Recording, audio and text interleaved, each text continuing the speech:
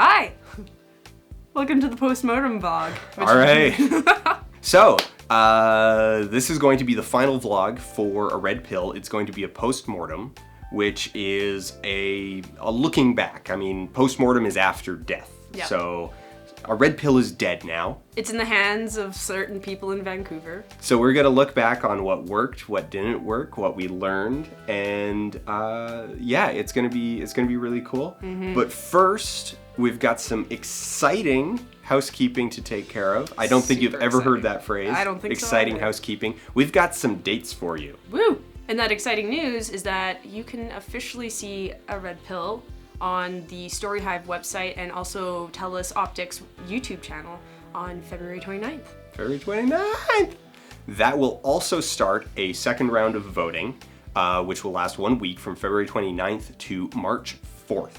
In previous rounds of Story Hive, they would have a second round of voting, and if you won sort of the grand prize, Yep. you would get just more money to take towards your next project. This time, they're doing things a little bit differently. The top prize this year is 2 tickets to the Banff World Media Festival, which is a huge deal. It's a big frickin' deal. Big, cataclysmic deal. So we're excited for that. February 29th, you can finally see the show. We're excited for that, and we're also excited to, hey, vote for us in that second round. Exactly. So where did we leave off last time that we did a vlog? I guess it was the behind the scenes. Behind the scenes. So last thing that everybody saw was production itself. Exactly.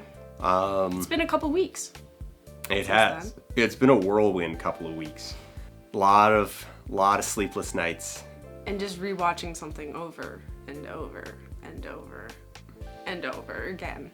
Dan chose to be the editor on this project, so he had, from the very moment that footage got into his hands, he took care of it until we delivered it to Vancouver.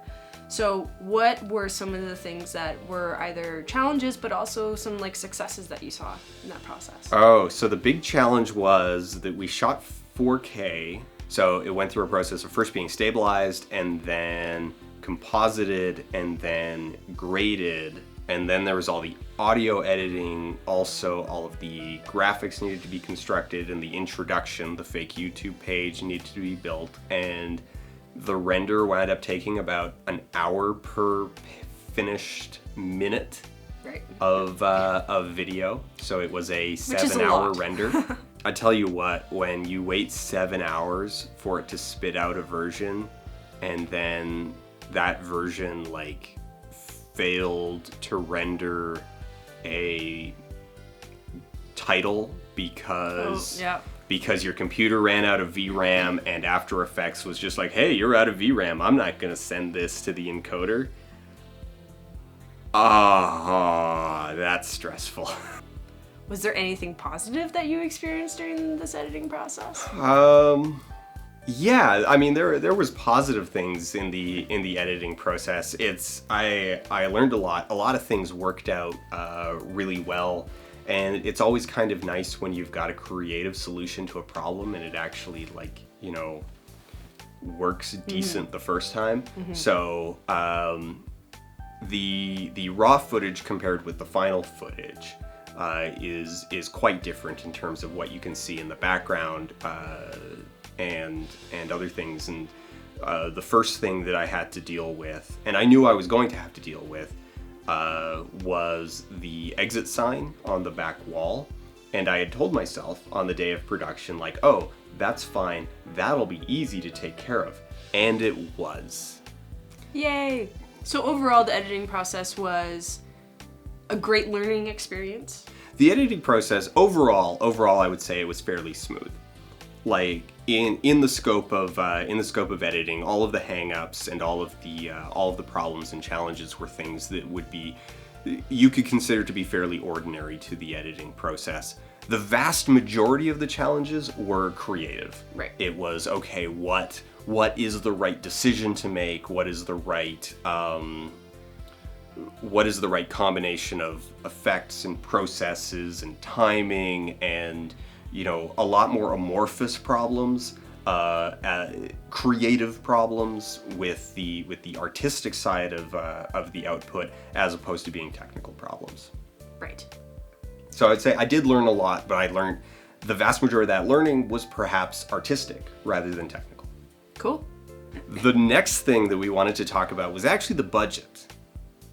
And that might be surprising for some because we're all like, well, duh, you got $10,000.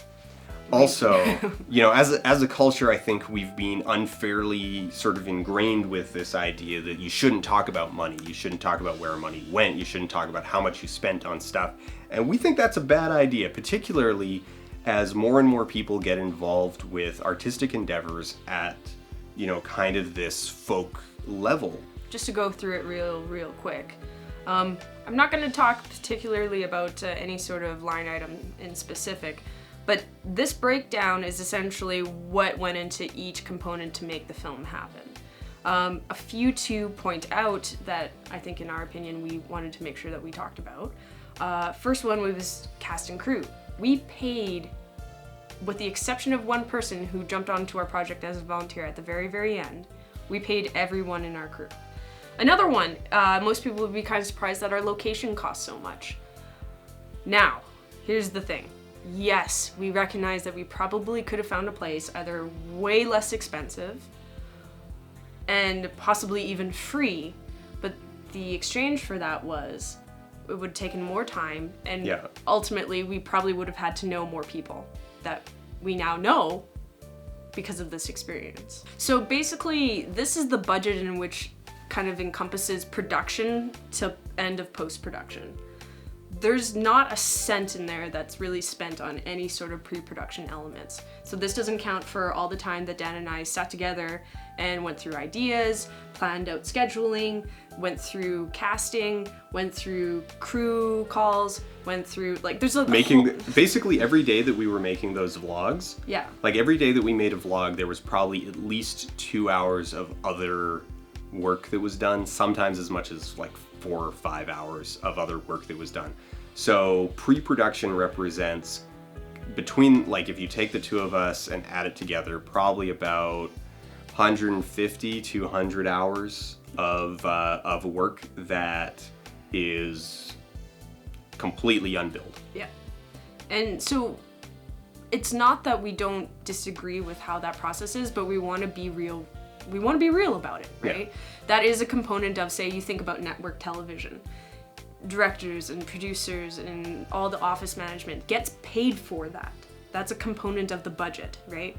So having said that, this $10,000, we're being real. That's for the production day till the end of post-production when Dan sent it off. And that's the honest truth about it. Yeah, so out of 10 weeks, that $10,000 really only paid for about 3 of them. Right. What would you do differently? What would I do differently? I think, for the most part, my biggest kind of bracket of improvement could have been in pre-production, for sure. Again, I don't deny this. This was the first time I've ever produced anything of my own or anything flat out. So learning how to deal with, finding insurance and delegating certain processes to other people, finding out who you need for the production to work, but still managing the budget. These are all things that I will get better at if I continue to do this. It's really kind of frustrating when you spend 2.5, 3 weeks working on solving a problem like insurance, only to then find the answer and discover that the process is an afternoon. Yeah. So things like that, Joe Novak, who was our mentor, did a great job in helping me with giving me names of certain insurance companies and stuff to get this done with. But it was great to kind of analyze the process and what it actually takes to get done. It's just a lot of paperwork. And then with certain companies, they have to send it off and they have to get, appraisals done and then it's sent back to you. And this was the other thing about the fact that it was around Christmas. Don't get insurance around Christmas. That's not a good plan. Yeah, actually, that was probably the single biggest challenge, was the fact that the Christmas holidays, so that 3 weeks realistically, smack in the middle of our production schedule, everyone vanishes. Yeah. Rental houses, locations that you're in contact with, insurance people, cast, crew, everyone just kind of, because they've got their own stuff going on, and totally. that was a huge hurdle in that. We lost a lot of time to that. Yeah. And that's just the reality of the timing of what it is, but we adapted and we made it work. The one thing that I probably would have done differently is I would have been more aggressive about trying to find the camera and sort of got on that earlier. The problem was, so I was feeling really anxious about trying to lock something down because we were still trying to get location locked down, and renting a camera package, particularly if you've got to get it shipped from somewhere, you really got to have exact dates. But since we didn't have location dates, we didn't have shoot dates, so I couldn't give people those dates. But I think in retrospect, I would have tried a lot harder, or at least a lot harder earlier to kind of get something local soft locked in. We wound up shooting on a Sony FS7, which was not a bad choice at all. It wound up working great. It looks great. It was fantastic. So, but it was kind of in my second choice list of cameras. So in terms of regrets, it's not really a regret. It's just, yeah, I would have been more aggressive about getting the camera, right, as opposed to, a totally acceptable camera. Right, and just to be clear, because director Dan decided to be director of photography and editor and a couple other things, so there was a lot of pressure on Dan. It's not fun. Don't do it. Don't do it. So, do you think that would be something you'd want to give a component up to someone else if you were to do it again? If we had the money to do it, absolutely. Yeah. Yeah, we just didn't have the budget to really feel comfortable giving someone fair compensation for sort of that level of input. But if we had even another 2,500, then totally either editor or probably DOP. If we had another 2,500, then I would have passed DOP over to someone else. Sweet. So that's it for a red pill. It's kind of bittersweet. But January 29th, you can see the finished video on storyhive.com or the Telus Optic YouTube channel. And don't forget to vote. You can vote every single day. February 29th through March 4th. And I guess speaking of giving things up, my production beard, it's time. It is time.